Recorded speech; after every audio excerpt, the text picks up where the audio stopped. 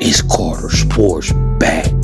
And today we head up to Oregon to check out how them Ducks been doing lately in recruiting, Lanning and them boys. So if you been here before, can you hit that like, please? And if you ain't subscribed, boy, you better subscribe. Disclaimer: under Section 107 of the Copyright Act 1976, allowance is made for fair use for purposes such as criticism, comment, news reporting, scholarship, and research.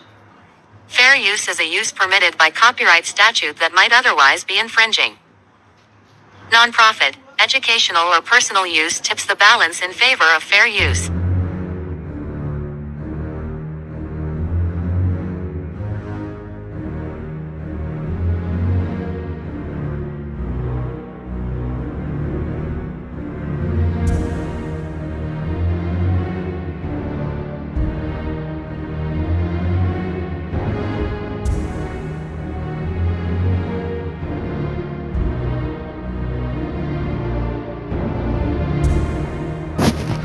It's spring ball and spring recruiting is in full effect right now, with these high school athletes picking and choosing, winning or losing by decisions being made on this road to glory in the college football world.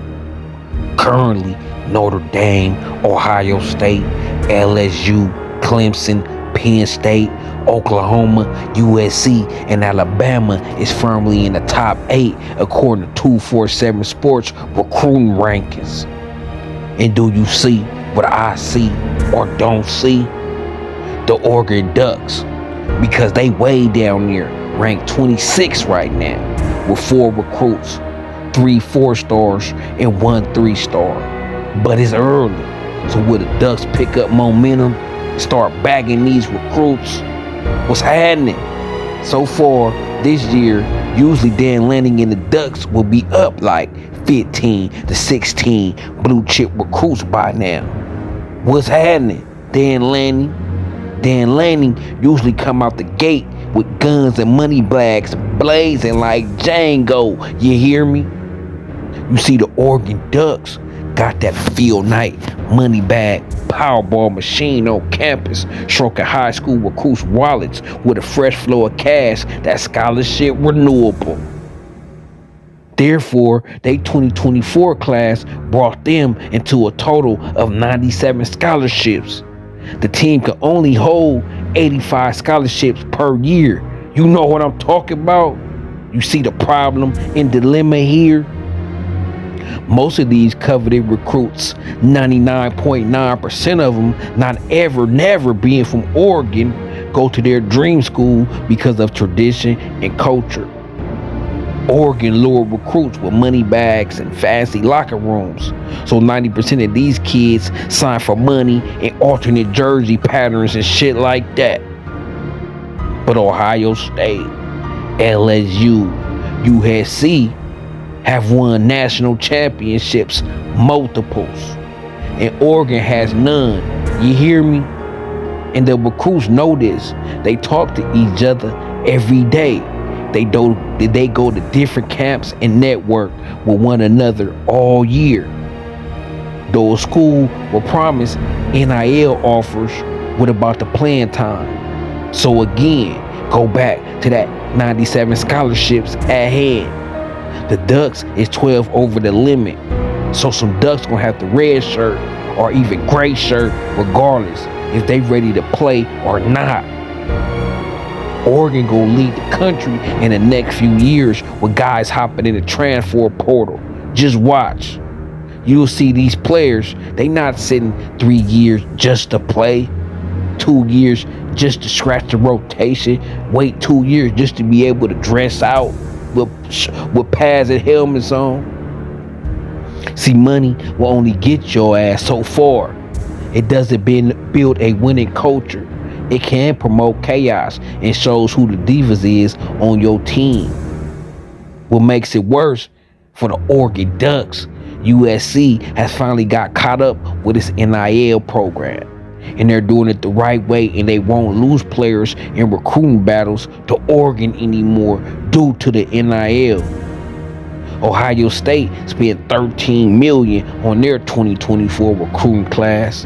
Let's see if they could beat Michigan. Oregon better not even come close to having a down year.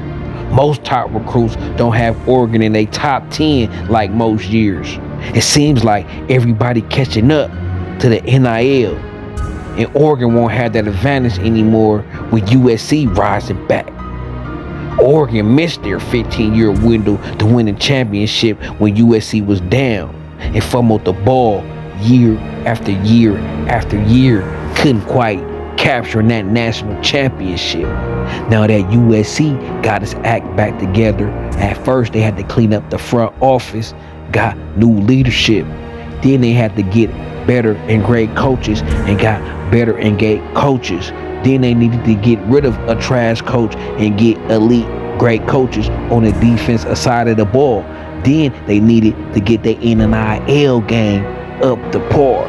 Now that USC is running at full motion, Oregon ain't gonna be able to put a fence around California like they did in the 22 class, the 23 class, the 24 class, whooping USC tail on the recruiting trail.